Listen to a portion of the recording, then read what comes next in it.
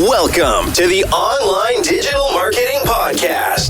We'll be discussing marketing strategies, trends, and tips that will help your business succeed in the digital age. Every episode, we'll be interviewing industry professionals and providing valuable insights on how to leverage digital tools for maximum engagement and ROI. Don't forget to subscribe so you can stay up to date on the latest trends in online marketing.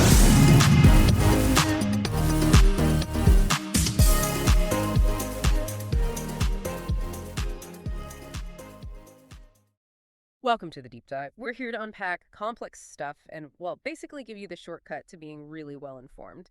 Today, we're tackling something we all face: influencing others, getting that project approved, maybe selling an idea, or even just, convincing a friend. How do you actually guide someone to a yes, not just tell them what to do? That's what we're diving deep into today, the art of influence. And our guide for this is a really insightful book. Yes, 50 scientifically proven ways to be persuasive by Goldstein, Martin, and Cialdini. 50 different strategies, all backed by actual behavioral research. Pretty cool.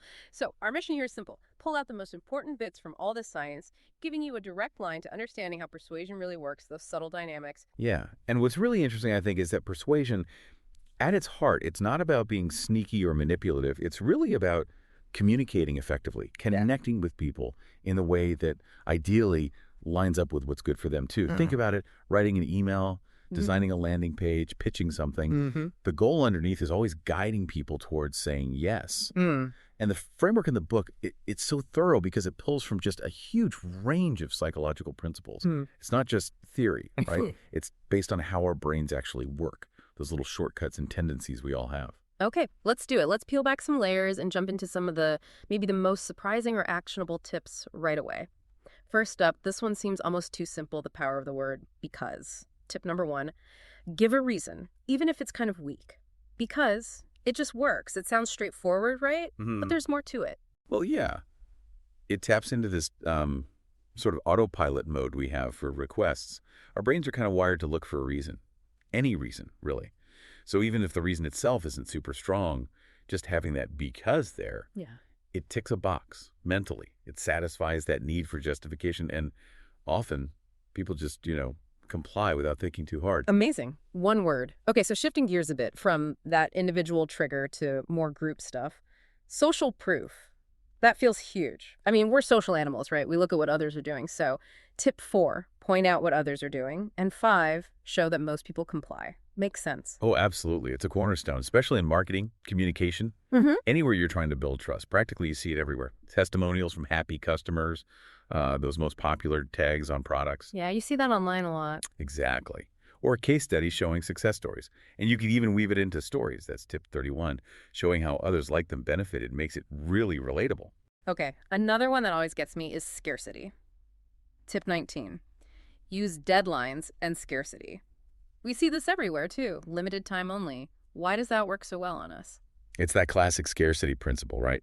And it often gets amplified by what psychologists call loss aversion. We just hate missing out more than we like gaining something equivalent. So limited time offer or while supplies last. It's not just about getting the thing. It's about avoiding the loss of the chance. Okay. Loss aversion. That makes sense. Yeah. And what's subtle, tip 48 points this out, even implying scarcity can work. Making something feel a bit exclusive without being, overly pushy about it. Right. Okay, let's talk about asking questions. Tip 11 says, use questions to persuade, like, would you like to? It feels nicer, maybe, but what's the psychology there? Well, the power is in engagement. A question makes the other person actively participate. It makes the request feel more voluntary, which is tip 15. So instead of a command, which might, put someone on the defensive. Right, like, do this. Exactly. A question invites them in. It's less like you're telling them, more like they're deciding. And that self-persuasion is really powerful. Increases the chance of a yes quite a bit. Okay, authority. Tip 29. Use expert or authority figures. This one seems obvious, maybe. Doctors recommending something, that kind of thing. But can it backfire? Like if it feels like you're being lectured by some expert, where's the balance? That's a really good point. The key is relevance and authenticity. Using, say, expert endorsements or industry badges, certifications that builds credibility fast. which is crucial. But yeah, it backfires if the authority figure feels totally irrelevant or if it just comes across as a heavy-handed tactic. It's the worst. Right. But when the expert genuinely fits the message and offers real insight, it builds respect. It gives people a mental shortcut to trust the information instead of feeling, like you said, talked down to. Makes sense.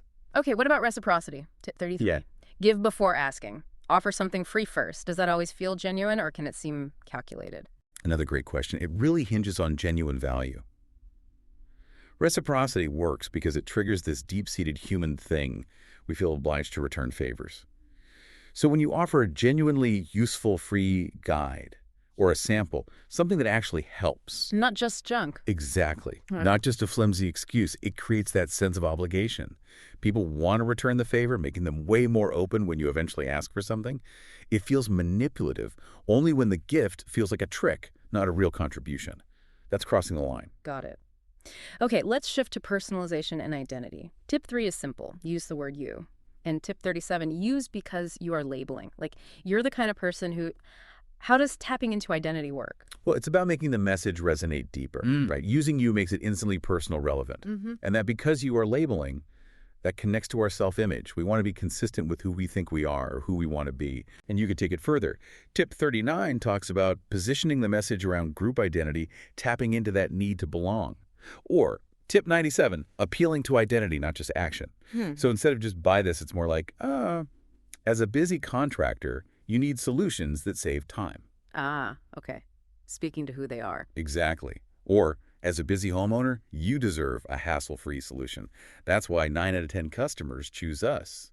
See, that one combines the labeling with social proof we talked about earlier. Yeah, clever. Okay, so we've got all these individual principles. How do they actually get used together in the real world, like in marketing or emails? Right, because they rarely live in isolation. The sources actually provide a brilliant cheat sheet for marketers. It basically translates all these core ideas. Social proof, reciprocity, scarcity, authority, liking, framing, labeling, choice architecture, identity marketing into concrete actions. It even covers commitment and consistency. That's the idea that once we make a small commitment, we want our future actions to line up. It's why getting someone to click a small link first can lead to bigger asks later. And there's an email sequence example too, right? To show how it all fits together. Yes, exactly. It's a great way to see it in practice. Let's look at the first email, for instance. The subject is, here's why smart businesses say yes, backed by science.